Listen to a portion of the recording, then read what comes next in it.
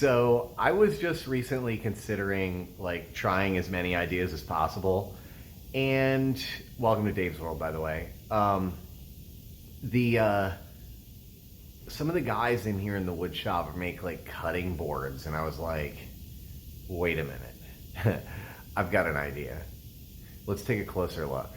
This is my prototype, and I've had this one sitting for months. It's just a mahogany back. I actually did some experimental binding on it too, 3-ply binding, but it's really just this crazy basket weave pattern, which is mahogany, rosewood, and quarter sawn maple. So I still wanted to keep it in like the tone wood category. But what I'm gonna do now is I'm gonna make another one. And so this one's gonna get like the strips and for the weave, and then the blocks in between are gonna be end grain. And I'm gonna use limba because it's got this really cool, you know, like tone wood vibe, and this is a really nice cut off piece with this streak through it. So we can definitely use this.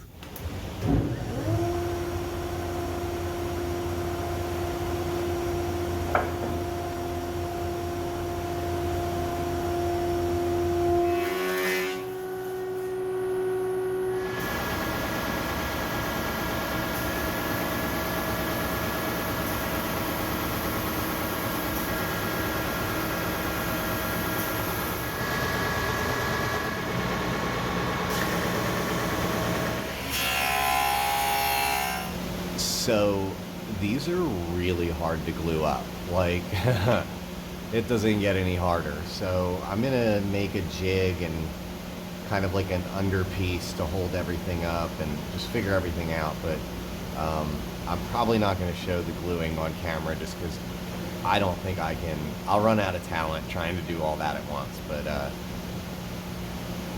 I would have liked to stand this up on its side and cut it into 2 guitar tops, but I don't know if I'll be able to do that. I have about 8 hours in this top right now, so I'm really nervous.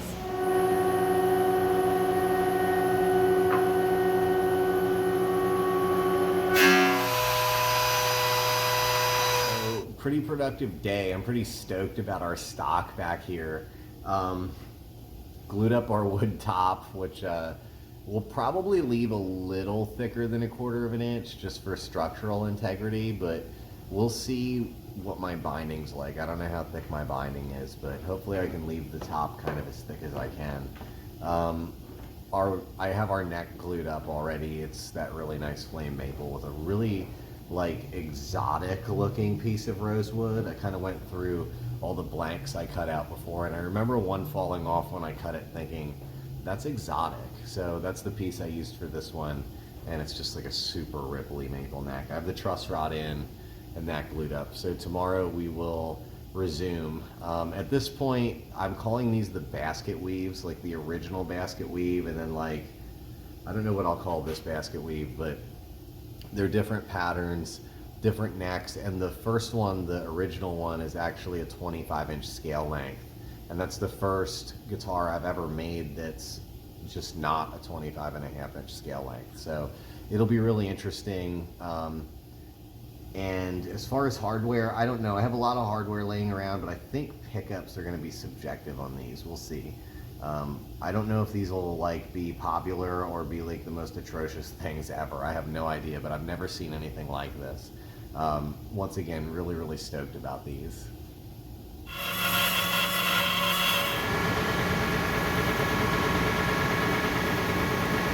This is gonna be the most unusual guitar top I've ever seen, but it's got great structural integrity and everything. I've just gotta get it down completely flat. And it's not gonna finish off this thick. I just wanna keep it that way for when I glue it together. It's the end grain is limba, and then it's the mahogany and maple. So it's just a really cool pattern. It's really hard to make.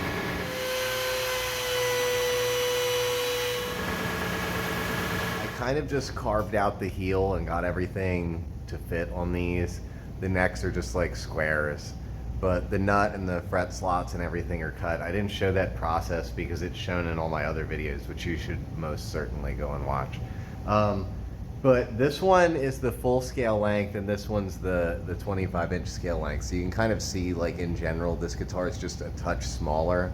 I actually made the silhouette of the body just slightly smaller, and the thickness of the body just a little bit smaller. So it'll still kind of like be a normal guitar, but it'll just have a more like streamlined feel, which I'm stoked for. This one, the actual basket weave, this one being the original basket weave. This one isn't, I mean, they're both quality. They're gonna be really good guitars, but this one has a nicer basket weave pattern because I hadn't made one since high school.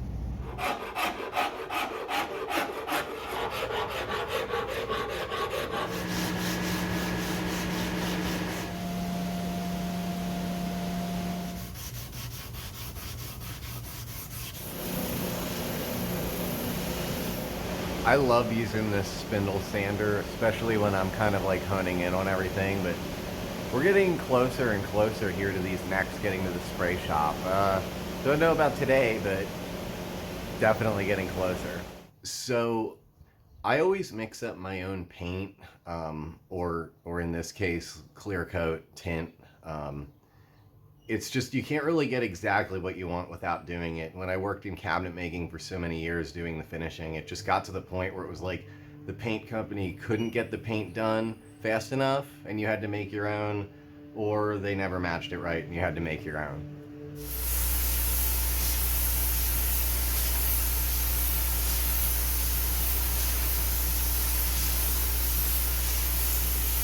I remember when I bought this piece at the wood mill, I remember it being like, I'm not gonna look at the maple. And then I saw this and was like, no, we're gonna buy more maple. So I'm gonna scuff this and the other neck and the bodies. I'm gonna put like a slight tint on these necks, just a little bit, and then the bodies will get kind of like a Les Paul style darker back on the mahogany. Every step in finishing is so important when it comes to just like everything. This is gonna look so good with that tint on this bird's eye maple. This is the other one, the short scale one. It's just absolutely cool. So really excited about it. This is kind of like the initial like rough pass of just scuffing it and getting it ready for more clear coat. It only has, I guess, I've put like 2 coats of sealer on this right now. I'm gonna put like another like 8 coats of sealer on it, but they're all light coats. It's not like we just smash it on. It takes a while to do this, to really build this up properly. We resume weeks later, actually. Our basket weaves are finished. We have the bodies and necks coated in nitrocellulose lacquer. But we have a mystery guitar. Although our basket weaves have been drying for weeks, our mystery guitar has been drying for months. It's actually an experiment. It's super chambered, mahogany body with a Sitka spruce top and a mahogany neck. So let's take a closer look at the stuff that we have here and the project that we have going on. I don't like doing multiple guitars at a time like this, like a production thing. But these are just so unique in their own way, and they're all just dying to be finished. So we're just going to kind of include this one in our video. What we have here is, this is the neck for the Limba end grain basket weave. So that would be the one I call the actual basket weave. It was like my second attempt at doing the pattern, but it has a really nice thin kind of profile neck with a really cool fingerboard. This has a great flame maple neck with really straight grain, so really proud of this one. This is the 25-inch scale guitar. This has that beautiful bird's eye maple, nice and tinted. We still have to buff and polish these, but they're close. And now this one being mahogany, this is so light.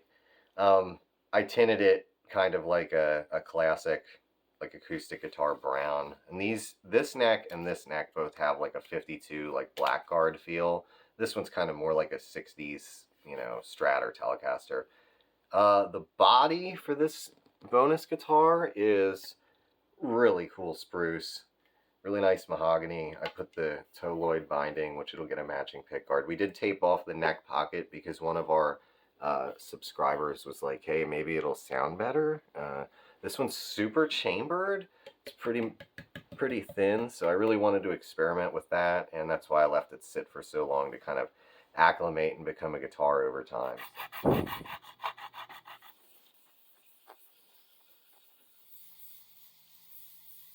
By the way, so the dog's name is Buddy. I named him after the world's foremost pedal steel guitarist, Buddy Emmons. They come into life now. They're particularly like academic or analytical.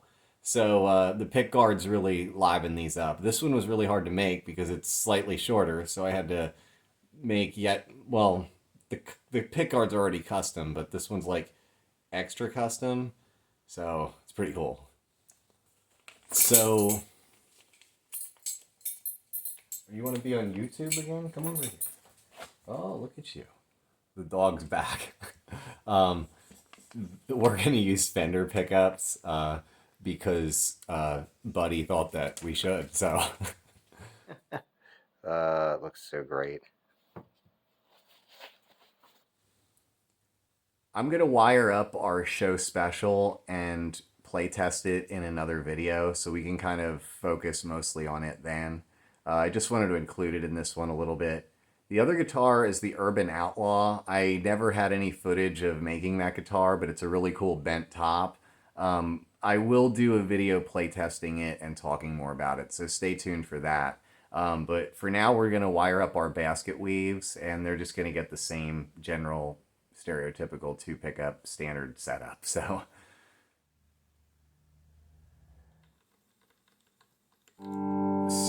in an effort to not confuse my eyes anymore, I chose the Land Rover shirt rather than the checkered pattern because it kind of gets overwhelming when the guitar player holds this. I've never played anything like this before.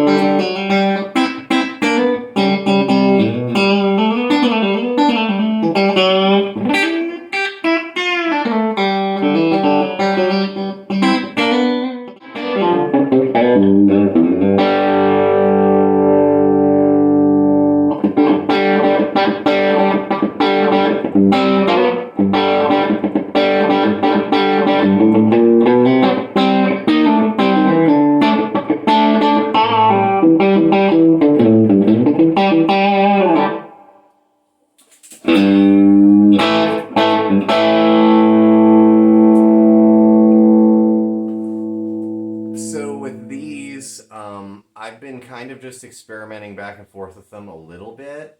The original basket weave, because of that scale length being so short, it just has such a more mellow tone and kind of a little bit of a fuller tone. The longer scale length definitely gives it more shimmer and it definitely gives it more liveliness. I just prefer the feel of the longer scale length because I'm so used to it. That guitar is pretty interesting. Pretty interesting adventure and quite the successful project. The original basket weave with its shorter scale length, it just has a warm sort of like woody tone. It's really neat to kind of just play like the stereotypical stuff on. Like I'm expecting this shimmery bite and it just has this like smooth warmth. It's really interesting. Switching between them isn't that much different, although it does have a different feel. It's just not way out there that it's hard to switch between them, but you can just tell a little bit of a slinkier feel with it. Plus the fatter neck, it kind of has a stubbier feel to it in general. The guitar just has like an artisan kind of vibe. It's the first one I made with the weave and everything, so it's just cool. Tried a lot of things on it. I don't know how many more short scale guitars I'll do, but it was definitely worth the effort. This guitar, though, the actual basket weave, is the one that I'm really proud of. It's more stereotypical 25.5-inch scale length. It's got that shimmery tone. It turned out more or less just exactly the way that I wanted. The other one kind of took on a life of its own. So we're going to put them both on reverb.com, see what people think. I mean, these are... I wanted to get a top wilder than Paul Reed Smith. I wanted a top crazier than Tom Anderson. And this was what I came up with. So thanks for visiting Dave's World. As always, you can check back for the spruce guitar, which will be up in a couple of days. And I'm also going to post the Sunburst one, the Urban Outlaw, in a couple of days. So those videos will be up, all my other guitars, and check out the reverb listings, of course. But until then, this was a blast. I don't know what our next project is, but I think it's going to be quite a challenge because doing stereotypical stuff is cool, but this is a little bit more fun. So till then,